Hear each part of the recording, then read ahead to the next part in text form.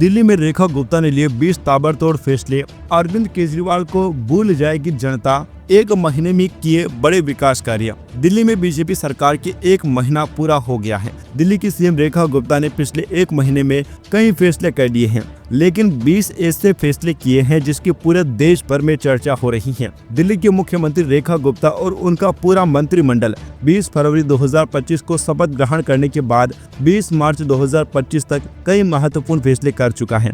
देखिए उन फैसलों की लिस्ट और जनता को कितना फायदा हुआ ये भी हम लोग जानने वाले हैं। सबसे पहले उन्होंने आयुष्मान भारत योजना लागू की है। रेखा गुप्ता की सरकार शपथ लेने के कुछ ही घंटों बाद 20 फरवरी को हुई पहली कैबिनेट बैठक में ही दिल्ली आयुष्मान भारत योजना को लागू करने का फैसला किया था। इस योजना के तहत स्वास्थ्य बीमा राशि को 5 लाख से बढ़ाकर 10 लाख रुपए करने का प्रस्ताव भी आगे बढ़ाया गया, जिसे 10 अप्रैल को केंद्र सरकार के साथ समझौते के जरिए लागू किए जाने की योजना है।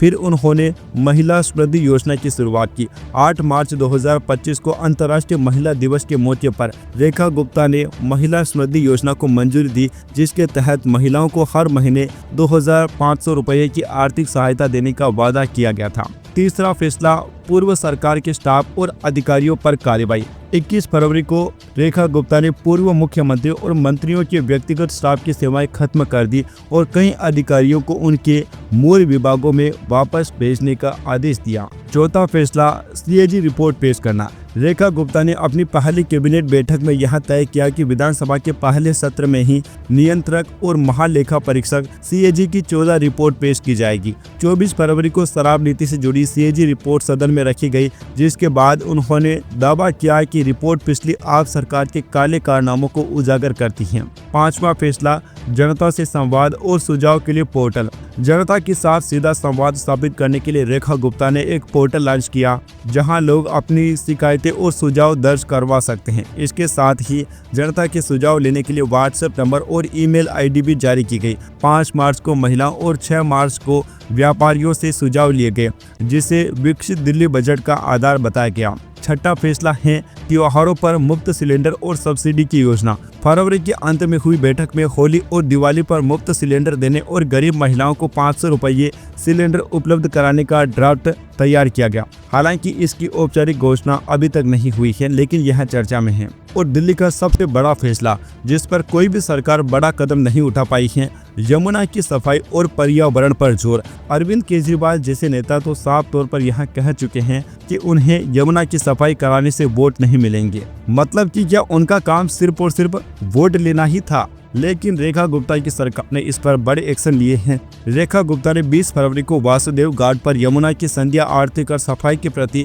संवेदनशीलता दिखाई। इसके बाद 21 फरवरी को पीडब्ल्यूडी और जल बोर्ड के अधिकारियों के साथ बैठक कर यमुना की सफाई और बिजली पानी की आपूर्ति सुनिश्चित करने के लिए समर एक्शन प्लान की बात की, जो गर्मियों से पहले लागू करने की तैयारी है। इसके बाद 8वां फैसला, 100 दिन का विकास प्लान। पहले 100 दिनों के लिए स्वच्छता, यमुना सफाई और महिला सुरक्षा को प्राथमिकता देने का ऐलान किया गया। मंत्रियों ने इसकी रूपरेखा तैयार की, जो जनता के बीच चर्चा का विषय बनी। 9वां फैसला, बारिश में जल भराव से बचने के लिए नालों की सफाई का काम शुरू किया गया। आपको पता है कि अरविंद केजरीवाल सरकार में सड़कों पर जन सैलाब बहता रहता था और सोशल मीडिया पर इसकी जमकर ट्रोलिंग होती थी। लोग इसे जिलों की नगरी कहने लगे थे। 10वां फैसला, दिल्ली में प्रदूषण को कम करने के लिए युद्ध स्तर पर काम शुरू किया जा चुका है। 11वां फैसला, दिल्ली की सड़कों को गड्ढा मुक्त करने की कवायद शुरू हो चुकी है, क्योंकि आपको पता है कि सड़कों पर गड्ढे होने की वजह से बहुत ज़्यादा एक्सीडेंट होते हैं और ट्रैफिक जैसी समस्याओं का भी हमें सामना करना पड़ता है। 12वां फैसला, महिलाओं की फ्री बस सेवा लागू करने का आदेश पारित किया गया। 13वां फैसला, मोहल्ला क्लिनिक को लेकर बड़ा फैसला। किराए के मकान में चल रहे मोहल्ला क्लिनिक जो है ना, बंद होने वाले हैं। 14वां फैसला, विधायकों को जनता के बीच में जाकर शिकायतें लेने की हिदायत दे दी गई है। 15वां फैसला, दिल्ली की शीश महल को अब राजकीय अतिथि गृह बनाने का फैसला किया गया है, यानी कि शीश महल पर भी दोस्तों बड़ा एक्शन ले लिया गया है। 16वां फैसला है अस्पतालों के खाली पदों पर भर्ती कराने का फैसला किया गया है। 17वां फैसला, एमसीडी और एनडीएमसी के साथ मिलकर दिल्ली को बेहतर बनाने की कवायद। 18वां फैसला, दिल्ली ट्रांसपोर्ट सेवा को दुरुस्त करने के लिए 1000 बसें और खरीदी जाएगी। 19वां फैसला, यमुना नदी में अगले 4 से 5 महीने में छोटे क्रूज चलाए जाएंगे। और 20वां फैसला, यमुना नदी में अगले कुछ महीनों से हर दिन यमुना आरती कराने का आदेश जारी किया गया है।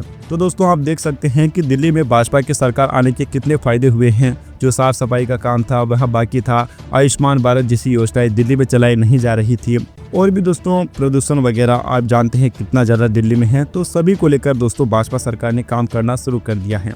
वैसे दोस्तों आपको क्या लगता है, क्या रेखा गुप्ता को भाजपा ने सीएम बनाकर अच्छा फैसला किया है या फिर नहीं? इस पर आपकी जो भी राय है नीचे अपनी राय कमेंट बॉक्स में जरूर बताइए। Subscribe now and press the bell icon. Never miss an update.